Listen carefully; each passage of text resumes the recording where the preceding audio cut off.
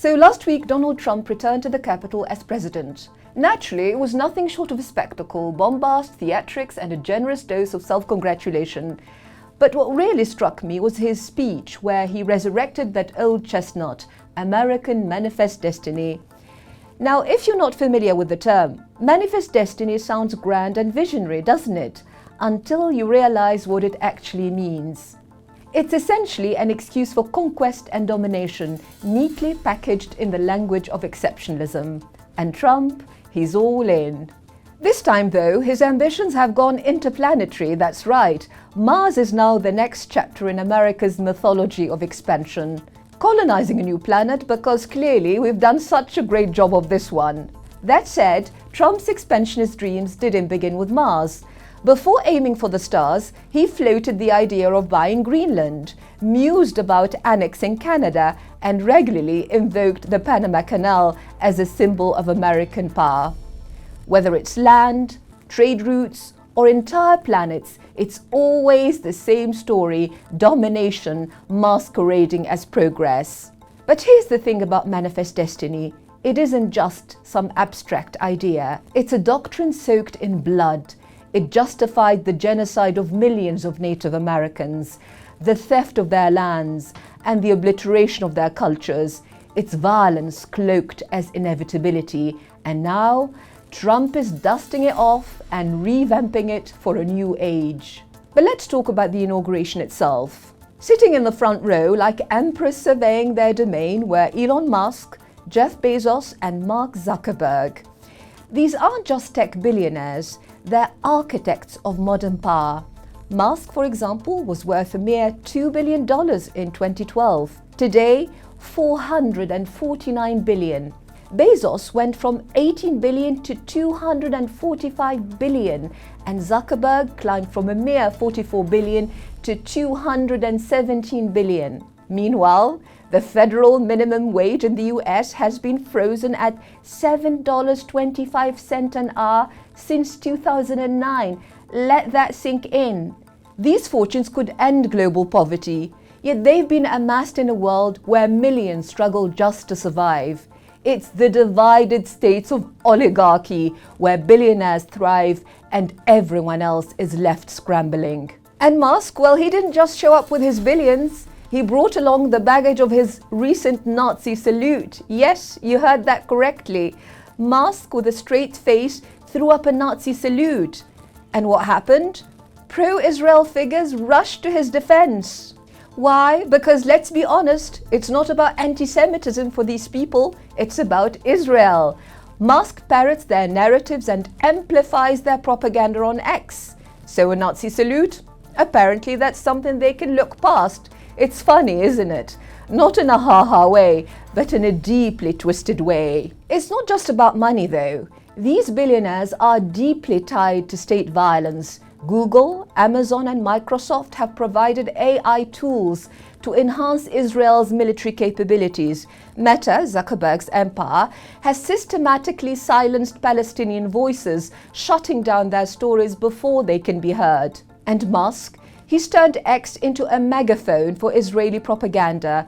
These men aren't passive bystanders, they're active participants in the machinery of oppression. And speaking of AI, here's where things take a nosedive into full-blown dystopia. For the first time in human history, artificial intelligence is being unleashed at an enormous scale in warfare, and Gaza has been the testing ground. AI-driven drones, predictive algorithms, advanced surveillance, it's like someone watched Black Mirror and thought, let's make it worse. They'll dress it up as precision, but let's be honest, it's cold, calculated, and utterly inhumane. This is mechanized mass slaughter, quicker, bloodier, and more devastating than anything humanity's blood-soaked history has ever conjured. Now, let's move on to the most chilling part of Trump's speech. Behind him stood the families of Israeli hostages, grieving, heartbroken, their pain put on full display. Trump turned to an Israeli mother and declared, "Had I been in power 3 months ago, your son wouldn't have died. We had a deal since July." Well, that's right. But here's what Trump didn't mention: the 10,000 Palestinians killed since July, the 50,000 slaughtered in the past 15 months. No Palestinian mothers were on that stage, their stories unspoken, their humanity ignored. And this silence, it's no accident. In Trump's universe, Palestinians simply don't exist. Their lives don't matter. Their suffering is invisible. But this erasure isn't unique to Trump. It is systemic.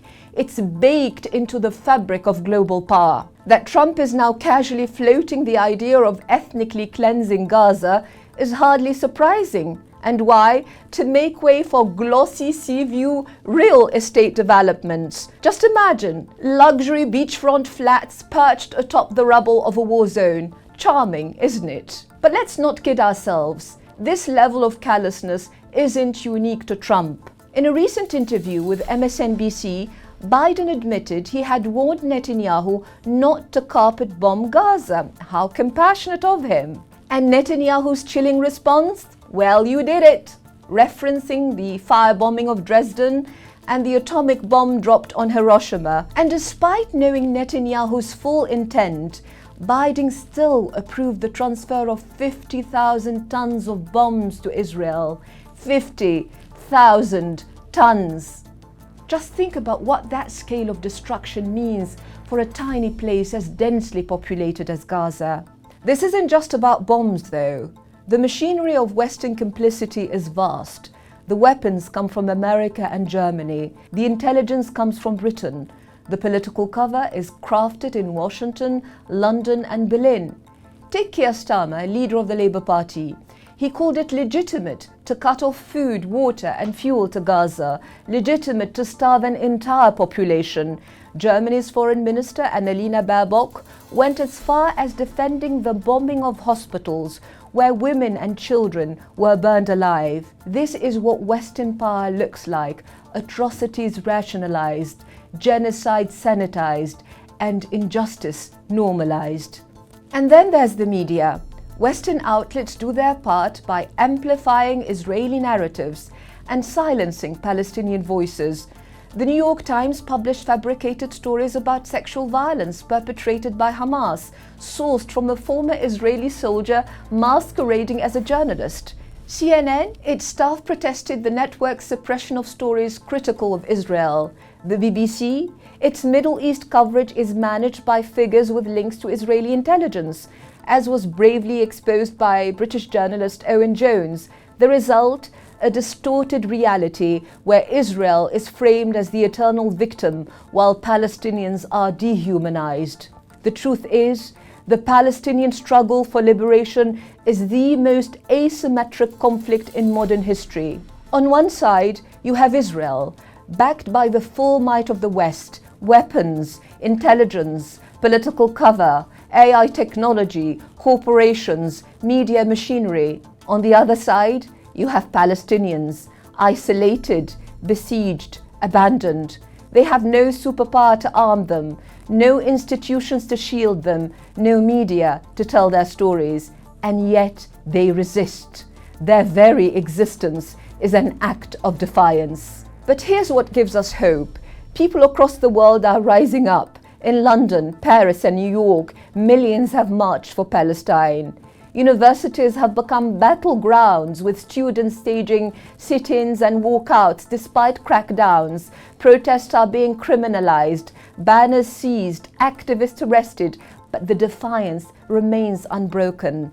The boycott, divestment and sanctions movement, BDS, is gaining ground, forcing corporations and institutions to sever ties with Israel. And international legal bodies like the International Criminal Court, the International Court of Justice, human rights organizations are investigating Israeli war crimes, despite relentless attempts by Western governments to shield their ally. This global resistance isn't just about solidarity. It's vital to the fight for justice. Without it, the colossal power imbalance cannot be redressed. And there are signs of change. In the US and UK, voters are holding politicians accountable. Polls suggest Kamala Harris may have lost up to 20% of Democratic support over Gaza. Many, such as the former US ambassador in Israel, no less, believe Joe Biden may be the last Zionist Democrat president in American history. This isn't just about Palestine.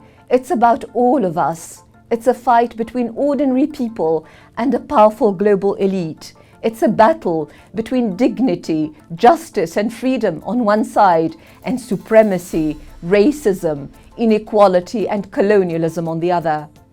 At its heart lies Palestine, a symbol of resistance and hope. To stand with Palestine is to stand against oppression, to reject imperialism and to affirm the values of justice and humanity. The fight for Palestine is the fight for all of us, and it's far from over.